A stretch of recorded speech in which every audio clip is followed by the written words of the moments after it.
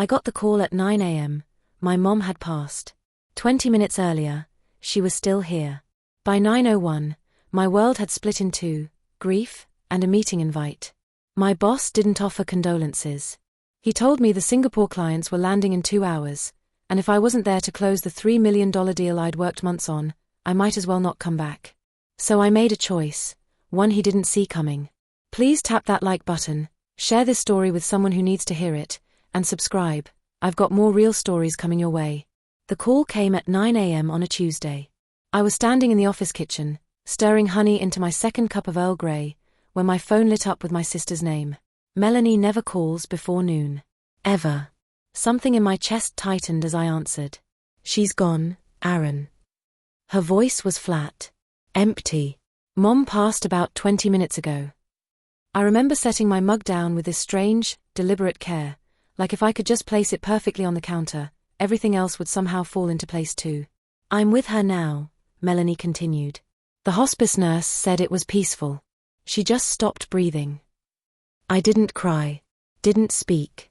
Just stood there, watching the steam rise from my tea, thinking about how Mom would never again remind me that proper British tea needs milk, not honey.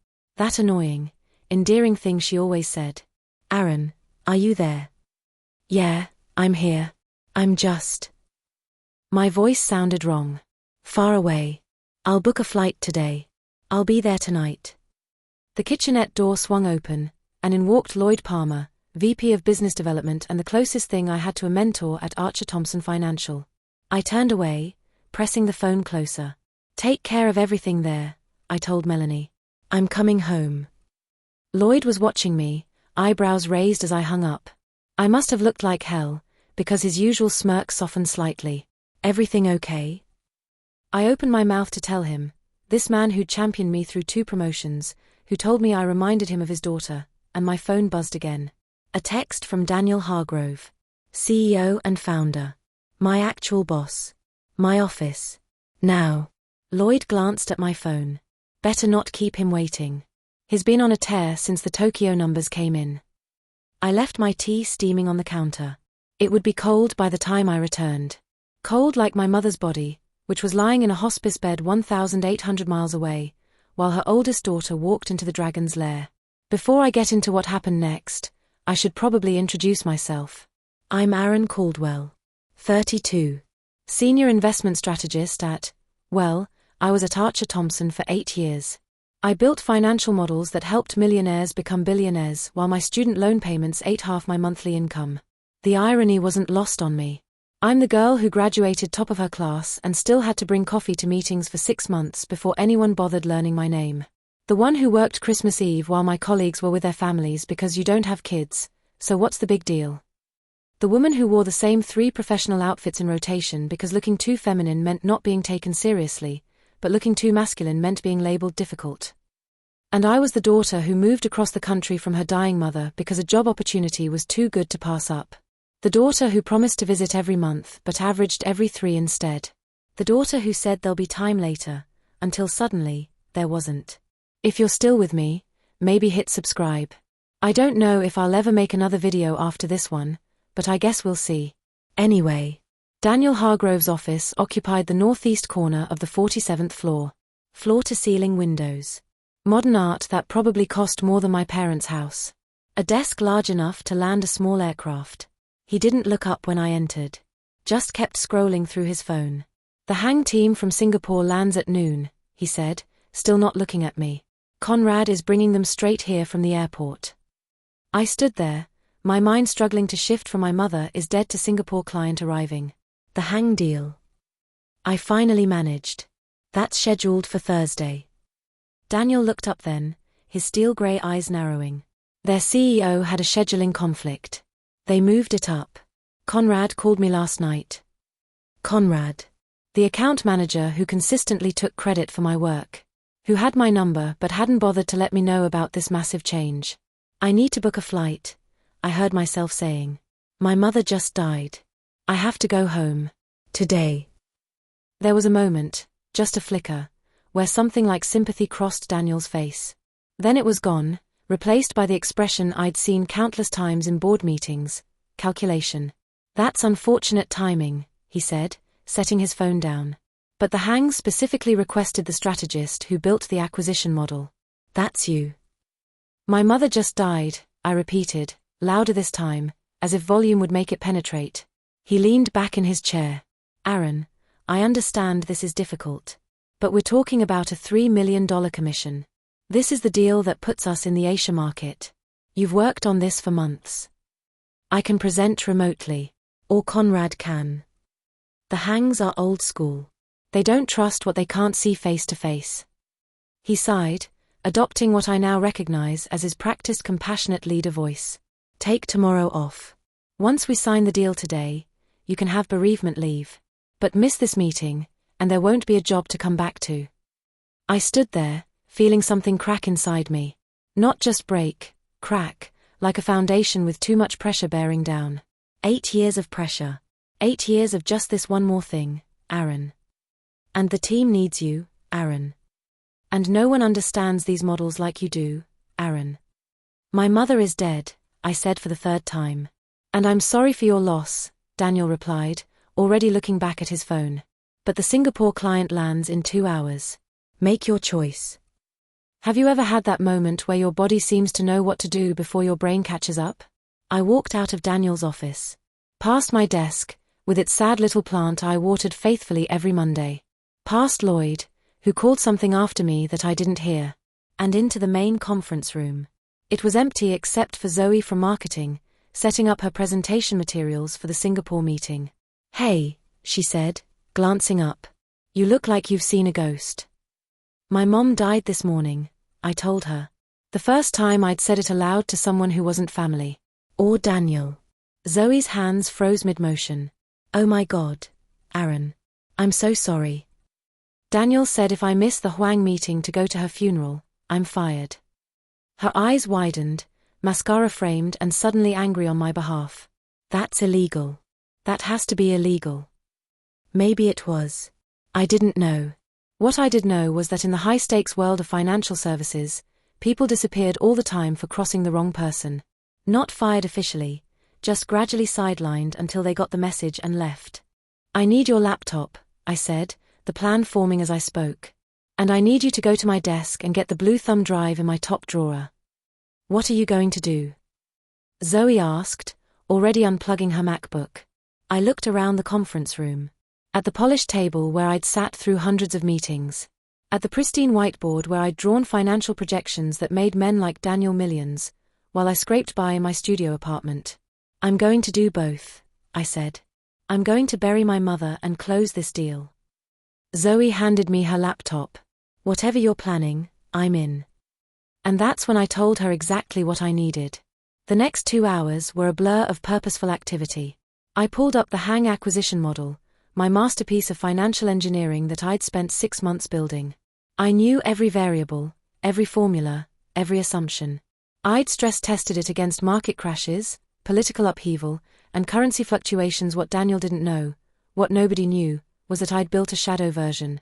A version where the numbers still worked, still showed the same beautiful returns, but with one crucial difference. It protected the Taiwanese manufacturing workers that the Hangs were planning to replace with automation. My mother had been a union organizer for 30 years. The daughter of Taiwanese immigrants who'd worked in factories their whole lives, she'd raised me on stories of exploitation, of people treated like machinery, to be upgraded or discarded. The numbers on the page are always people, Aaron, she told me when I got my first finance job. Never forget that. I had forgotten.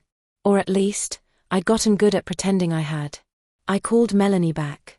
I can't get a flight until tonight, I told her, fingers flying over the keyboard. Start planning the service for Friday. I'll handle Mom's favorite flowers. White peonies, Melanie said automatically. And the Navy hymn, Eternal Father, Strong to Save. I confirmed. It had been playing when Mom met Dad at a USO dance in 1983. I'll be there tonight. I promise. Next, I called Conrad, who was escorting the Hang team from the airport. Hey, slight change of plan, I said, injecting casual authority into my voice. Daniel wants us to use the Holden Conference Center for the meeting. More impressive for the clients. Can you bring them there instead? Since when? Conrad asked suspiciously. Since the building management just informed us they're testing the fire suppression system in our conference room today. You want to explain deal points while we're all getting sprayed with water. He didn't question it further. At 11:45, I walked into Daniel's office without knocking. He was straightening his tie in the reflection of his phone. I've moved the meeting to the Holden Center, I told him. Building maintenance issue. He frowned. Why wasn't I informed? I'm informing you now. Car's waiting downstairs. I've already sent Zoe ahead to set up. For a moment, I thought he might question it, but Daniel Hargrove had a pathological fear of appearing uninformed. He nodded like this had been the plan all along and grabbed his suit jacket. As we rode the elevator down, I looked at this man who just forced me to choose between my mother's funeral and my career, and I felt nothing. The anger would come later. In that moment, there was just clarity. We stepped outside into the October sunshine. I pointed to the black town car idling at the curb. That's our ride, I said. I just need to grab something from my car. Meet you there in 30 seconds. Daniel nodded, heading toward the town car while checking his phone messages. I watched him get in. Watched the car pull away from the curb. And I whispered the 7 words that changed everything. His not going to the right meeting.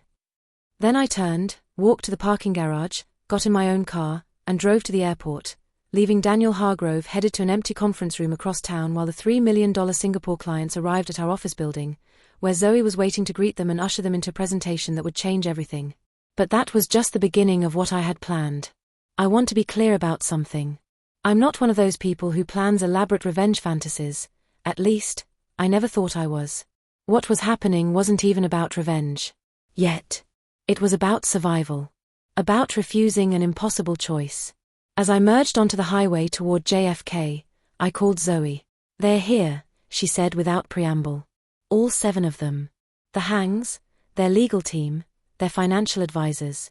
And Conrad's calling Daniel every 30 seconds, getting more panicked each time. Daniel's phone is going straight to voicemail. That's because Daniel's phone was in airplane mode. I'd reached over and toggled the switch while pointing out something on the contract during the car ride. A small thing. Something he wouldn't notice for at least an hour in the confusion. Give them the good coffee, I instructed. The Ethiopian beans we hide from marketing. And put them in the East Conference Room, the one with the view of the bridge. Already done. Zoe paused. What about your presentation? I glanced at the clock on my dashboard. Starting in exactly 26 minutes. Have you set up the video link? Yes. But Aaron, are you sure about this? No. I wasn't sure about anything, except that my mother was dead, and I wasn't going to miss saying goodbye because a man in an expensive suit thought his money was more important than my grief. Just make sure everyone's in their seats at 12:30 sharp, I said. And Zoe, thank you. The airport terminal was a blur of bodies and noise.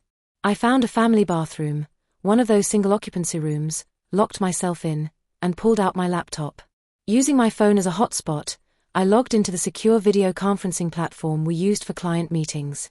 12:28 p.m. I freshened my makeup with shaking hands, smoothed my hair, and straightened my blouse. There, in a bathroom stall at JFK, I prepared to give the most important presentation of my career. At exactly 12:30, I clicked Join Meeting. The screen filled with faces around our conference table. The Hang family patriarch, Winston Hang, sat at the center, flanked by his son and daughter. Their advisors lined the sides. Zoe sat at the far end, giving me a subtle thumbs up, out of view of the others. Good afternoon from New York, I began, my voice steadier than I felt. I'm Aaron Caldwell, Senior Investment Strategist for Archer Thompson Financial. I apologize for the virtual presentation. I've been called away for a family emergency. Winston Hang frowned slightly. At 78, he was old school in every sense, famously preferring face-to-face meetings. However, I continued. I believe what I'm about to show you will be worth the unconventional format. For the next 45 minutes, I walked them through my alternative acquisition model, not the one that had been approved by Daniel. The one that protected the Taiwanese workers while still delivering the 18% return the Hangs wanted. I showed them how automation wasn't necessary for profitability. How keeping the experienced workforce would actually reduce quality control issues that plagued new automated systems. This approach gives you something more valuable than a marginal increase in short-term profits, I told them. It gives you stability, institutional knowledge, and most importantly, it gives you face. Winston Hang's eyebrows rose slightly at my use of the Chinese concept. The current labor protests in Taiwan have international attention, I continued. By retaining the workforce, you position yourselves as responsible corporate leaders, rather than opportunistic cost-cutters.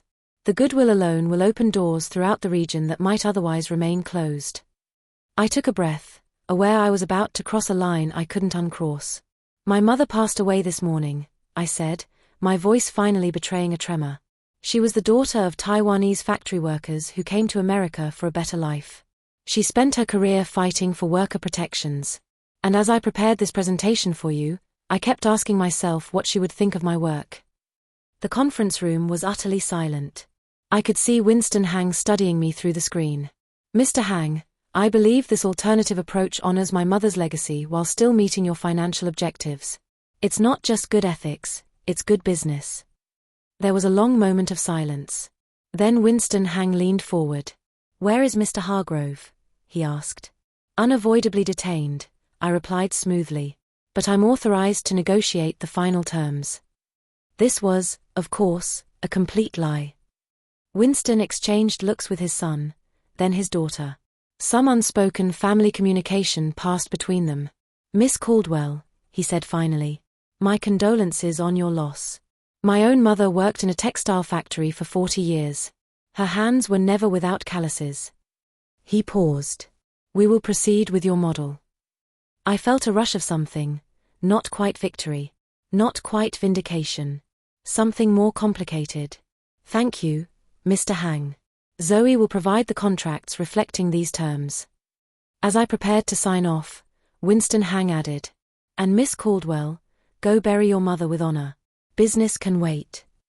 I ended the call, closed the laptop, and finally, allowed myself to cry. My flight was boarding by the time Daniel figured out what had happened. My phone exploded with notifications, first texts, then voicemails, each more apoplectic than the last. Where the hell are you? The clients are here, not at Holden. Call me immediately. And finally, you're fired. Don't bother coming back. I turned off my phone as I settled into my seat. 6 hours to fly across the country. 6 hours to process what I'd just done. I'd blown up my career. 8 years at the company, gone. My reputation in the industry, possibly unsalvageable. The mortgage on my apartment that I could barely afford even with my senior strategist salary.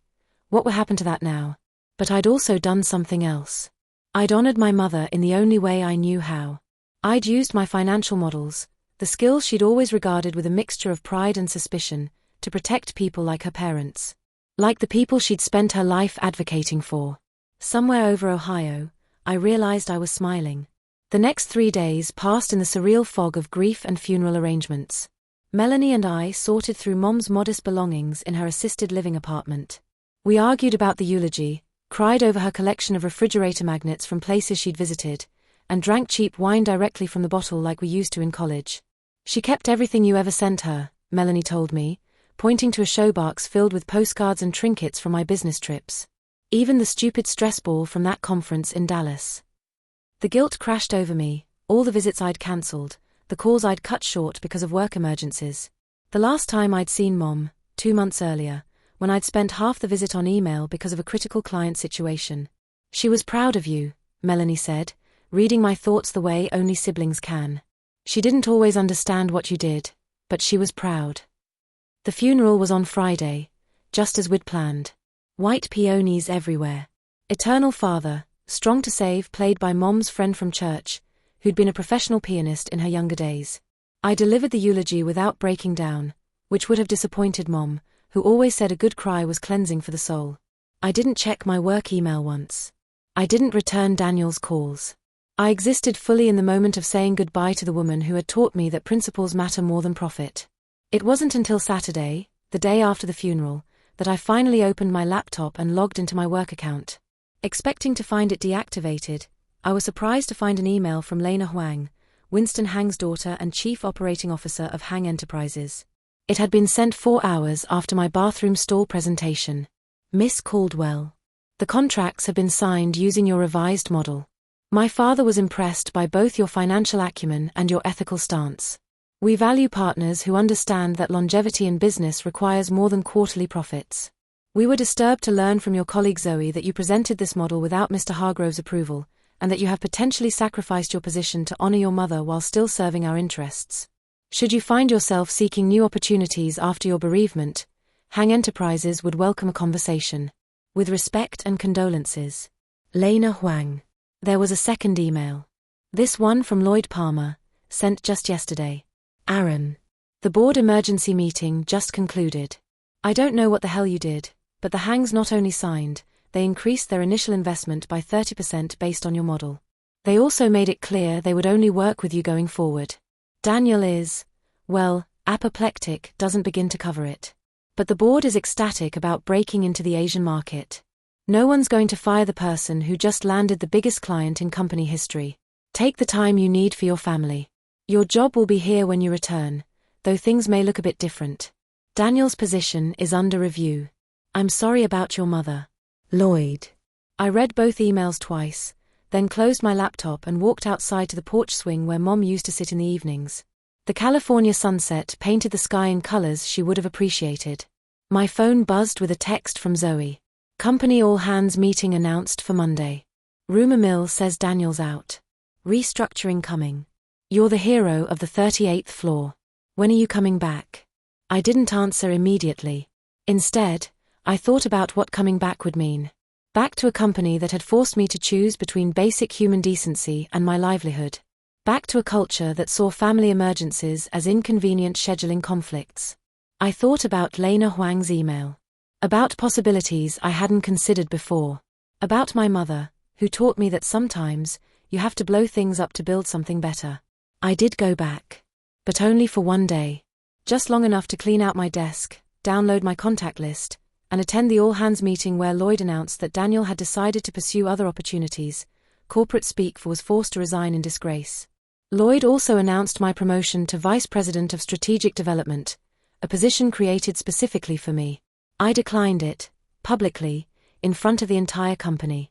I appreciate the recognition, I said, standing at the front of the room filled with shocked faces. But recent events have made me reevaluate what I want from my career and my life. I've accepted a position elsewhere. The room erupted in whispers. Lloyd looked like I'd slapped him. With the Hangs? He asked, microphone still on. No, I said. I'm starting my own firm, Ethical Investment Strategies for the New Economy. I paused, looking around at the faces of colleagues who had been my whole world for 8 years. My mother taught me that the numbers on the page are always people. I forgot that for a while. I won't forget it again. 2 weeks later, Caldwell Strategic Advisors opened its doors, funded in part by investment from Hang Enterprises, in part by my own savings, and in part by the surprisingly generous severance package Archer Thompson provided when they realized I was taking the Huangs with me. My first hire was Zoe. My second was my sister Melanie, who left her marketing job to handle our operations. My third was Lloyd Palmer, who resigned from Archer Thompson after 30 years, when he realized which way the wind was blowing. It's been 18 months now. We're small, but growing. We specialize in acquisition models that prioritize worker retention and ethical supply chains while still delivering competitive returns. We have a waiting list of clients. Sometimes I wonder what would have happened if Daniel hadn't given me that impossible choice on the worst morning of my life. If he'd shown a shred of basic human compassion. He probably would have kept his job. I probably would have kept mine. The Hangs would have gotten their original model. Hundreds of Taiwanese workers would have lost their livelihoods. And I would have continued being a small cog in a soulless machine. Sometimes, the worst moments of our lives become turning points we never could have anticipated. So that's my story. Not exactly the revenge saga you might have expected from the title. I guess I didn't destroy Daniel out of spite. I just chose not to sacrifice myself, or my values, for his profit margin. The fact that he imploded as a result?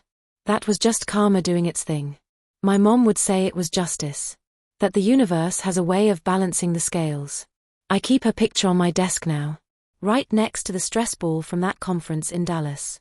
Sometimes, when I'm building financial models late at night, I swear I can hear her reminding me, The numbers on the page are always people, Aaron. I don't forget anymore. If you've stuck with me through this whole story, thank you. Maybe hit like or subscribe if you want to hear more, though honestly, I don't know if I'll make another video. This was more therapy than content creation. But if there's one thing I hope you take away from my experience, it's this. When someone forces you to make an impossible choice, sometimes the best option is to reject their terms entirely and create your own path. It's terrifying. It's risky. But on the other side might be something better than you ever imagined. And if you're dealing with grief and impossible choices of your own right now, I see you. It gets, well, not easier exactly, but different. More manageable. The waves don't stop coming. But you learn to swim anyway. Thanks for listening to my 2 a.m. confessional. I should probably try to sleep now.